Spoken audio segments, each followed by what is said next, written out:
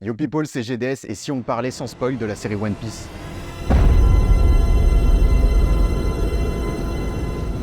En vrai, ça va. Ça va. En vrai, ça va. Mais One Piece est l'un de mes mangas favoris, comme en témoigne le dit dans mon pseudo Golden Disega. Malheureusement, j'ai fini par décrocher à cause de sa qualité, qui est aussi son principal défaut. Son univers beaucoup trop étendu et forcément beaucoup trop long. Et ce n'est pas tout. Le manga a été publié en 1997, les gars. Et actuellement, vu qu'on est en 2023, ça fait plus de 26 ans, c'est une dinguerie. Et entre-temps, évidemment, les gens grandissent. Par conséquent, ce petit manque de maturité a commencé à se faire ressentir au fur et à mesure des années. Et si on rajoute en plus le fait que je n'apprécie pas du tout les adaptations en live action, franchement, je vois vraiment pas l'intérêt de ce type d'œuvre. À part d'essayer de donner envie au grand public de s'intéresser aux œuvres originales. Ça restera naturellement moins bien que ce qui a déjà été produit. Mais alors lorsque tu as déjà regardé ces œuvres en question, que tu connais déjà toute l'histoire, les personnages, etc., notre implication sera vachement amoindrie et à juste titre. Mais dans mon cas, c'est pire que tout. J'ai décroché du manga et je n'apprécie pas les live action.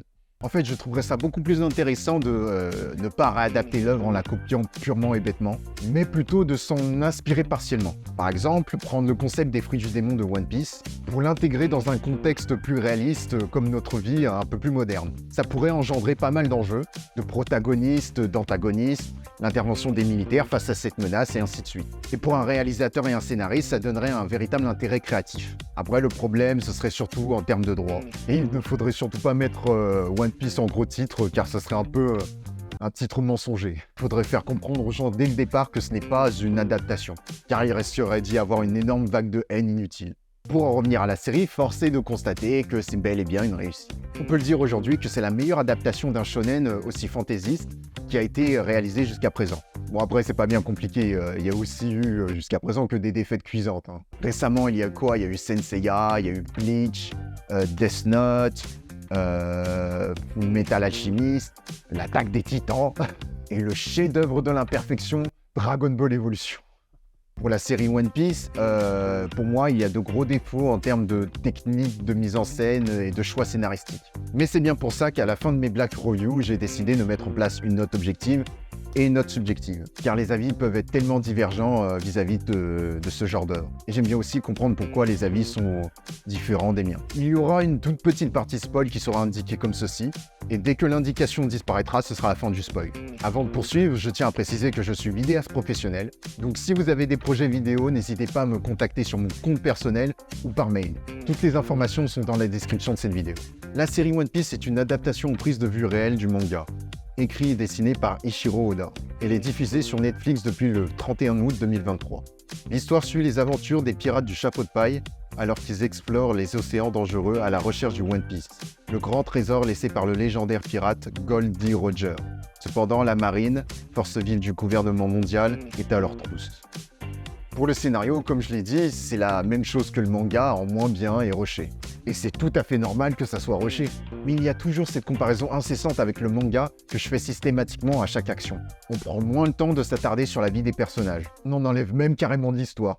Alors qu'il y en a qui sont bel et bien présents, mais ils sont tellement peu traités qu'ils pourraient passer pour des figurants. Je trouve même que ce terme est beaucoup trop élogieux. On devrait même créer une fonction dans le cinéma exprès pour eux. Pour moi, je dirais même que c'était carrément de la sous-figuration. Pour les personnages, là pour le coup on se mettra tous d'accord, on aurait pu difficilement faire mieux en termes de casting.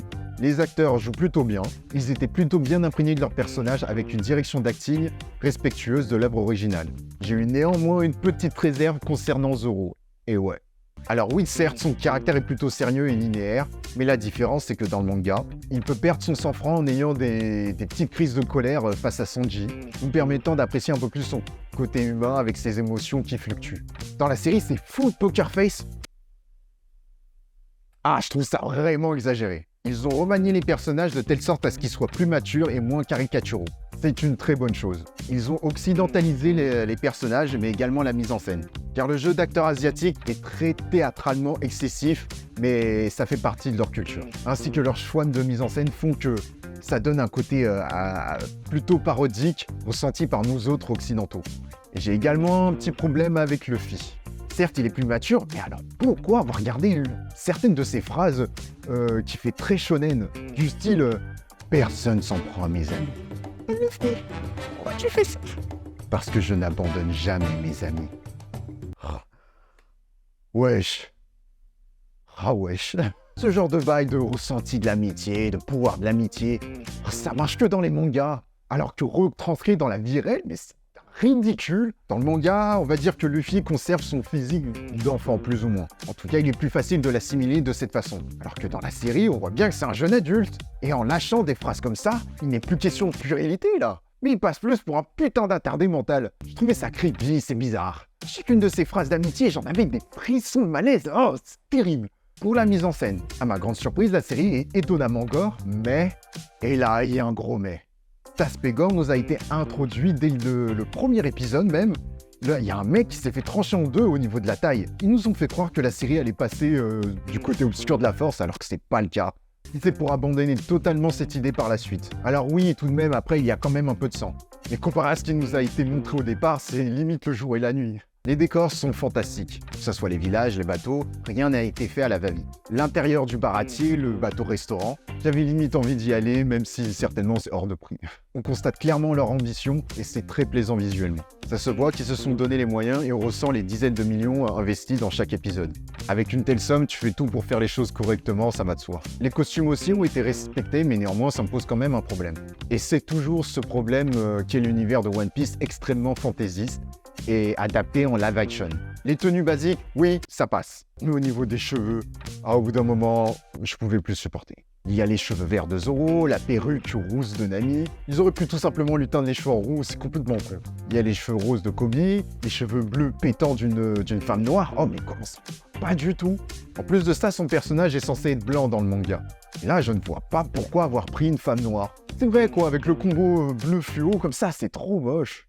La tenue de certains personnages est encore pire et c'est ce que je craignais, c'est le côté cosplay. Comme pour les sbires du capitaine Koro qui ont mis leur tenue pour se battre à la fin, ainsi que le gars de la marine avec ses moustaches et ses oreilles de mouton, je crois. C'est vraiment ridicule et c'est à partir de là que je pouvais plus prendre l'œuvre très au sérieux. Les combats. Alors pour le point où ils utilisent des câbles pour dynamiser les déplacements des personnages, ça peut en déranger certains, ça c'est sûr. Pour ma part, ce n'était pas vraiment dérangeant, étant donné que ça me rappelle les films asiatiques avec lesquels j'ai grandi. Ils utilisaient souvent ce type de procédé de mise en scène durant les combats. Par contre, en termes de chorégraphie de combat, il y avait vraiment moyen de faire beaucoup mieux. Il y avait matière de rendre les choses beaucoup plus intéressantes et créatives. Ils ont même éjecté des techniques qui sont propres à certains personnages, comme Kuro, pour ceux qui ont regardé le manga. Vous savez, quand il se baisse, bras branlants, en se balançant de gauche à droite, pour ensuite se déplacer très rapidement et tout trancher avec ses lames. Ça a à peine été traité et le combat contre Luffy a tellement été expédié. Il y a même un moment où j'ai pas compris où Kuro il s'attaque à Usopp. Au lieu de le trancher, c'est comme s'il l'avait repoussé à l'aide d'une onde de choc. Mais c'était quoi ça? On est dans Harry Potter, c'est ça? Tu as des putains de lames au bout des doigts, frérot. C'est pas parce que t'as les mêmes lunettes que cet enfoiré que tu dois te mettre à lancer des putains de flippendo. C'est la même avec Arlong. Les petites spécificités de ce personnage lorsqu'il se bat, c'est qu'il peut utiliser son nez et ses dents. Mais il n'a mordu personne, rien que ça, quoi. C'est pas ce qui est la plus compliqué en plus. Le tout cumulé, je suis désolé, ça en devient frustrant à la longue. À la Arlong. Ça avait l'air plus drôle quand je l'avais écrit. Le véritable problème, c'est qu'ils ont démystifié ces personnages. Baggy est le seul que je trouve à la hauteur sur ce point de vue. Prenons pour exemple Mihawk. Sa première apparition dans le manga, pour ceux qui l'ont vu, elle est incroyable. On le voit posé au calme sur son bateau cercueil avec des bougies, chapeau baissé, mains croisées, avec cette ambiance un peu vampirique, transylvanienne. Alors que dans la série, on le voit apparaître comme ça, dans un champ de bataille un peu fouillis, sur une plage random. Vous comprenez pourquoi ça me déçoit un peu? C'est impossible de faire originalement mieux que ce qui a déjà été fait. Pour la bande-son, j'aurais pensé qu'ils auraient fait un opening un peu marquant, histoire de faire un clin d'œil au manga. Pas forcément reproduire la même musique d'intro, mais bon, c'est un peu dommage. Sinon, pour les bandes originales, ça ne faisait pas constamment One Piece. Il y avait plus de son typique pirate des Caraïbes, et ce n'est pas pour me déplaire. Ça m'enlève un peu l'idée du pur copier-coller, et j'ai pas mal apprécié. Cependant, le délire du thème des hommes-poissons avec cette espèce de trap hip-hop, mais c'est raciste. Juste parce que l'acteur qui joue Arlong est noir, et que les hommes-poissons sont un peuple opprimé, tu nous mets du hip-hop? Ouah, c'est chaud là. Je vais même pas entrer dans le débat, vu que c'est un sujet assez sensible, laisse tomber. Je me souviens en plus qu'ils portaient des chaînes et tout, comme des mecs du Bronx. Les gars, vous êtes des oufs d'avoir fait des bails comme ça. Yo, vous avez craqué. Pour ma note subjective, je donnerai un 11 sur 20. Ça vous paraîtra plutôt faible, mais pour moi, c'est une note encourageante. Car il faut l'avouer, c'est une réussite comparée à ce qu'on pouvait s'imaginer. Mais là, ça ne m'a clairement pas fait rêver. Je me suis même un peu ennuyé à certains moments. Ajoutez à cela qu'il y a très peu d'idées de mise en scène techniquement parlant, telles que des mouvements de caméra, transitions, chorégraphie de combat. Tout ça est trop peu exploité. Sans oublier le fait que je connais déjà toute l'histoire, et c'est un sacré défaut pour moi. Je n'ai plus la surprise de découvrir l'intrigue, c'est juste que tu découvres l'œuvre sous une autre forme. C'est pas du tout ce qui me captive le plus malheureusement. Pour la note objective, ça sera un 16 sur 20. Pour les vrais fans de One Piece, c'est toujours un plus de découvrir cette œuvre sous une autre forme, je le comprends. Et je ne m'en cache pas, c'est d'ailleurs ce que j'ai ressenti dans les premiers épisodes. Ça m'a effectivement fait bizarre de découvrir les personnages en chair et en os. Même si en ce qui me concerne, cet effet s'est estompé par la suite. Je me mets surtout à la place de ceux qui ne connaissent pas l'œuvre. Ça peut être très divertissant et donne potentiellement envie de découvrir le manga. Conclusion, est-ce que je recommande la série? Bien sûr que oui. Dans le sens où c'était mission impossible de réussir ce type d'adaptation, inspiré d'un tel univers aussi farfelu. C'était osé, mais mission accomplie. Je vais prendre l'exemple d'Avatar 2 que je considère nul à chier en tant que film, et ouais, ça changera rien, vous pouvez me dire ce que vous voulez. Je déteste ce film. Mais c'est un chef-d'œuvre au point de vue technique et il n'y a pas de débat. Après, il ne faut pas se voiler la face. Pour réussir un tel projet, il n'y a pas d'autre choix que d'avoir de très grosses ressources financières, sinon c'est l'échec assuré. N'oubliez pas, si vous avez besoin de mes services pour vos projets vidéo, n'hésitez pas à me contacter. Toutes les informations sont dans la description de cette vidéo. On se dit à la prochaine, je vous dis be crazy, be different, choose people.